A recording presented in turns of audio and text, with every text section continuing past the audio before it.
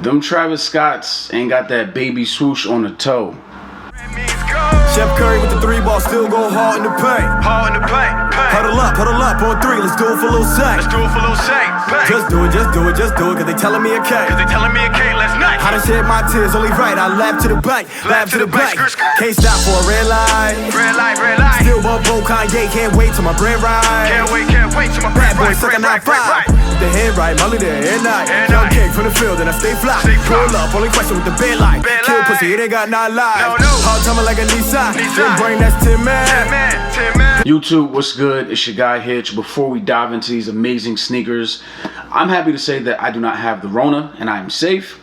And I hope to God that you guys are safe and are practicing social distancing as well. I wasn't taking this thing seriously up until about a week ago, so I'm staying my ass in the crib. Hope you're doing the same. And if you have not done so already, go subscribe to my channel, hit the bell so you know when I'm dropping new videos. Now it's time for these kicks. My dunk collection has just grown by one more shoe, and if you're wondering what is in my dunk collection, I did drop the video. You can go and watch it. The link is somewhere up there. But these, as of right now, these are the best release to come out this year, in my personal opinion. Now, the funny thing is, it's not my favorite release. These are actually my favorite release, but these joints are the best sneaker to release thus far. And based off the roadmap that I've seen, I'm not sure if there's anything else that will touch these Safari Dunks. Nike finally did it. At first, we were supposed to get these back in like January of this year, but they finally took that Air Max 1 Atmos and put that theme on the SB Dunks, and they killed these. The materials on this shoe is crazy. Now, they finally released on March 14th. However, I am seeing that there are still some skate shops that are releasing them now, so you may want to pay attention to that. But they came in the green box. And the retail, I paid $125 for them, but I've seen retailers selling them anywhere between $100 and $125, which is not bad at all. The official colorway is going to be neutral gray and kumquat. Kumquat is essentially burnt orange, and you have 3 different materials throughout the upper, starting with the animal print, which is going to catch everybody's eye. It runs from the toe through your midfoot area and ends in the heel.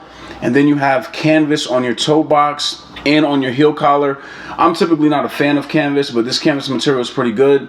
And then you have 2 different versions of suede. You're going to notice it mainly on your mid panels and the midfoot area, on both the medial and the lateral sides in that kumquat color. And then the other version of suede is going to be on your alternating swooshes. On the lateral side, you're going to have the Tennessee orange swoosh, and on your medial side, you then have like this darker, like hunter green suede on your swoosh. The minor details will include one of my favorite features, which is obviously that mini swoosh on your toe box area. On your tongue, it has that thick SB tongue, of course, but you have a green and orange Nike SB logo tongue tag. And then on your heel, you have that soft suede again with a hunter green swoosh also. The inside lining is also going to be in kumquat with the matching kumquat insole and the hunter green Nike SB logo. And then you finish everything up on outside with your light tan midsole and your completely gum bottom outsole with the Nike SB green accent in the midfoot.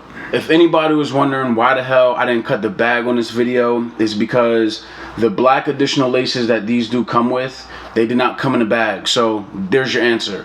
But as far as SB Dunk oval laces go, I had an epiphany. I'm no longer going to wear my Dunks untied. Personally, I love wearing my sneakers untied. That's just my thing.